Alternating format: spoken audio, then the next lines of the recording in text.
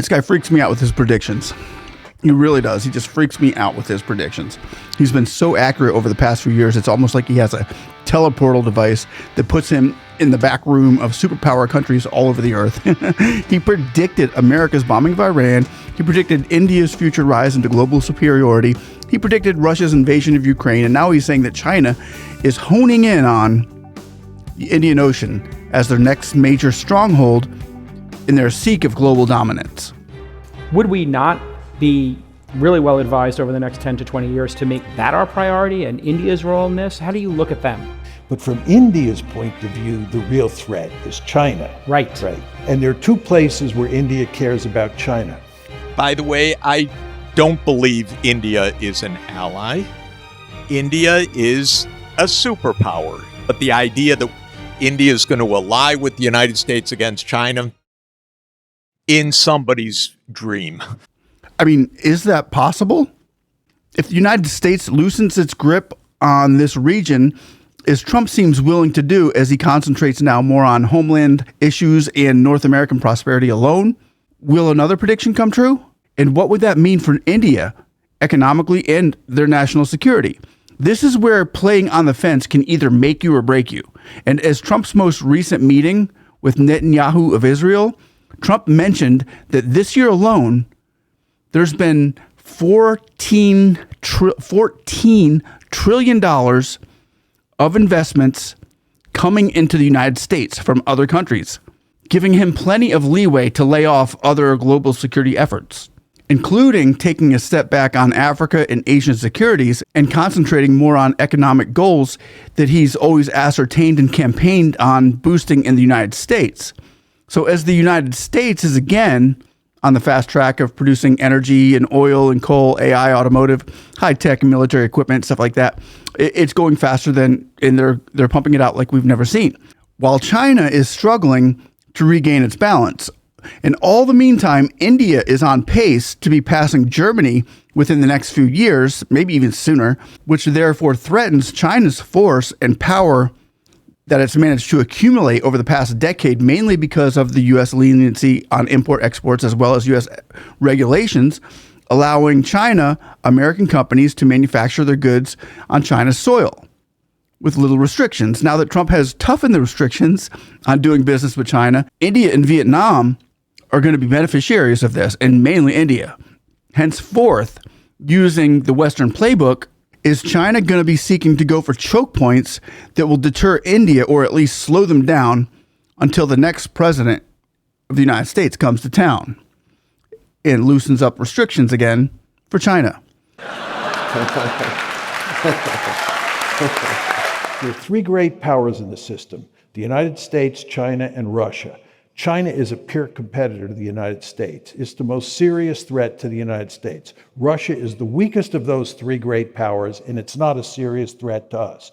If you are playing balance of power politics and you're interested, as the United States, in containing China, you want Russia on your side of the ledger. But what we have done, in effect, is we have pushed Russia into the arms of the Chinese. This is a remarkably foolish policy. And furthermore, by getting bogged down in Ukraine and now bogged down in the Middle East, it's become very difficult for us to pivot to Asia to deal with China, which is the principal threat that we face.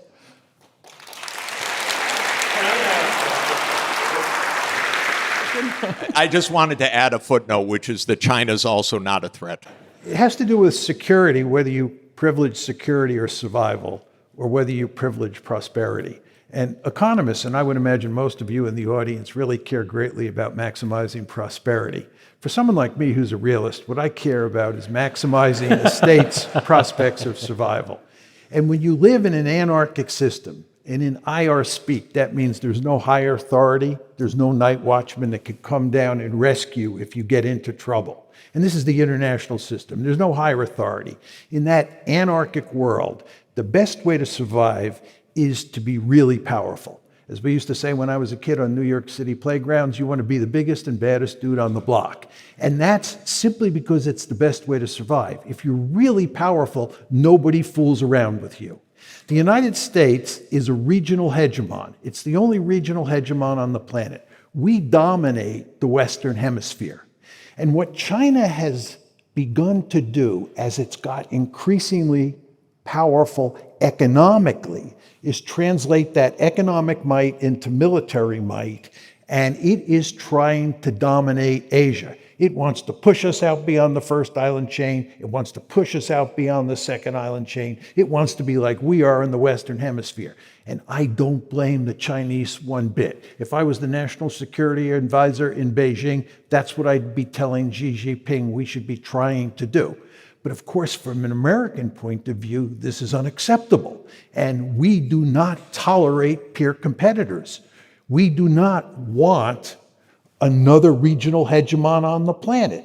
In the 20th century, there were 4 countries that threatened to become regional hegemons like us: Imperial Germany, Imperial Japan, Nazi Germany, and the Soviet Union. The United States played a key role in putting all 4 of those countries on the scrap heap of history. We want to remain the only regional hegemon in the world. We are a ruthless great power. Never want to lose sight of that fact.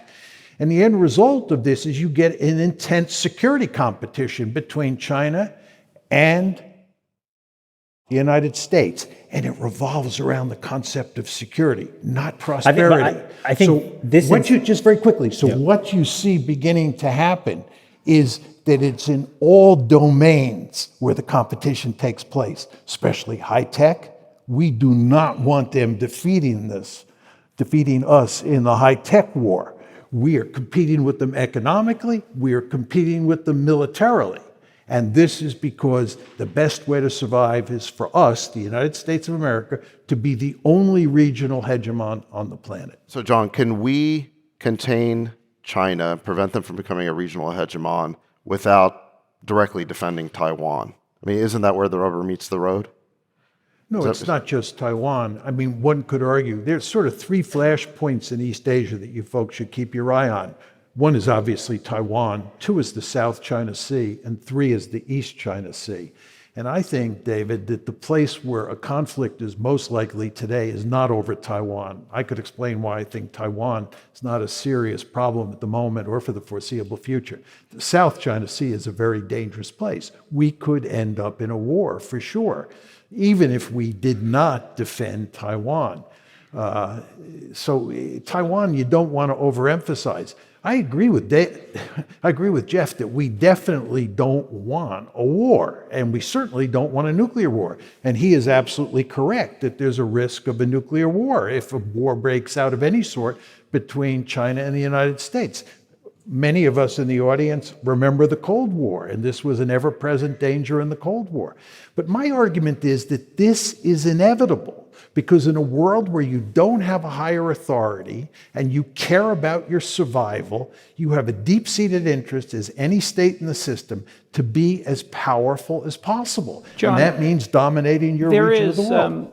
There is one player on this chessboard that hasn't come up yet, and maybe we could skate to where the puck is going. You know, when you talk about the South China Sea, okay, sure, South Korea, Japan, Australia, all of those major players there, they're just a couple of 100 million people. But then China is in population decline. Xi apparently is self-destructing in terms of trade. Seems like containment's working pretty well there because of all the self-inflicted wounds. But the fastest growing country, the fastest growing economy, the quickest to develop is India. And they seem to have a very pragmatic approach. Hey, they'll buy cheap oil from Putin, and they are their own sovereign country with their own point of view. Would we not be really well advised over the next 10 to 20 years to make that our priority and India's role in this? How do you look at them? Well, we definitely view India as an ally, right? It's part of the Quad, which is this Rube Goldberg type alliance structure that we put together in East Asia that includes Australia, Japan, the United States, and India. And India is smartly maintaining its good relations with Russia. The Indians understand, like Jeff and I do, that the Russians are no great threat. But from India's point of view, the real threat is China. Right. And there are 2 places where India cares about China. One is on the India-China border up in the Himalayas, where they've actually had conflicts, right? And there's a real danger of war breaking out. The second place, which is maybe even more dangerous, not at the moment, but will be over time, is the Indian Ocean, because the Chinese are imitating the United States. They not only want to be a regional hegemon, they want to develop power projection capability. So the Chinese are building a blue water navy that can come out of East Asia, through the Straits of Malacca, through the Indian Ocean to the Persian Gulf. And once you start talking about going through the Indian Ocean, the Indians get spooked. Right. And that's when the Americans and the Indians come together. Okay, let's think of this from an engineering point of view. And right here, you can see that John Mearsheimer seems to be saying that China is specifically building a navy that will move towards gaining control over the Indian Ocean. And India has made it pretty clear that it doesn't want any military help or interference or help from the United States or any other Western powers. And John is saying that this is the move that will end up bringing the United States and India's military together. But like, again, it's just a prediction. He's been pretty good at it so far, but let me know your thoughts on this down below. We could. Why are the Chinese developing the Navy? Because for 40 years, I've read essays on all of the choke points in the South China Sea, the East China Sea, the Indian Ocean against China. That's our policy, choke points. Look at the Malacca Straits. Look what we can do here. First island chain. This is American strategy. Can we keep the Chinese submarines out of the Pacific Ocean? First island chain, and so forth. So, of course, they react. They're rich. They're going to build a navy so that they can get their oil on which their economy runs. Can we be a little bit sensible with them and decide how we're not going to have choke points, and then we don't have to have a nuclear war, which is really going to ruin our day? That's the point. We can think a little bit. We can understand it from their perspective. We can understand it from our perspective. Deconfliction. By the way, I don't believe India is an ally. India is a superpower.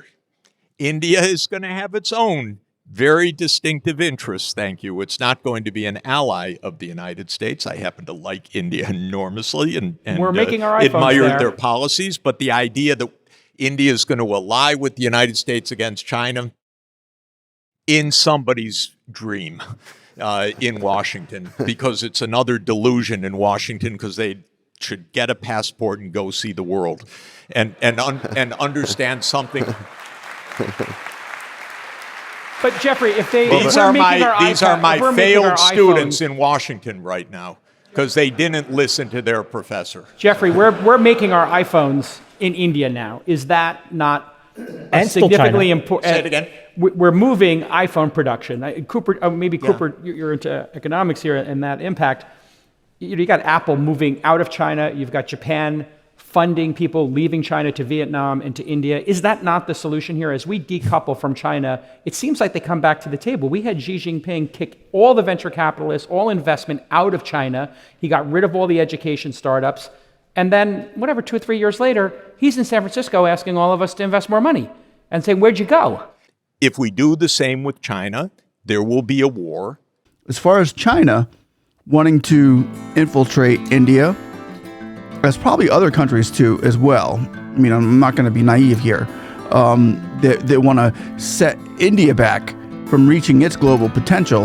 And what I liked about this interview is that John Mearsheimer would say some things that I agreed with, but then Sachs would say some things that I agreed with, and they're totally contradicting one another on a few things. They don't agree on everything, and they agree on some things, but some things you're like going on Sachs' side, and sometimes you'd be on John Mearsheimer's side.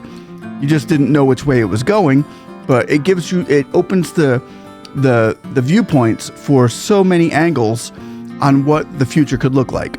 Could it look like peace and love, or is it going to keep looking like it's been looking for the last 200 years?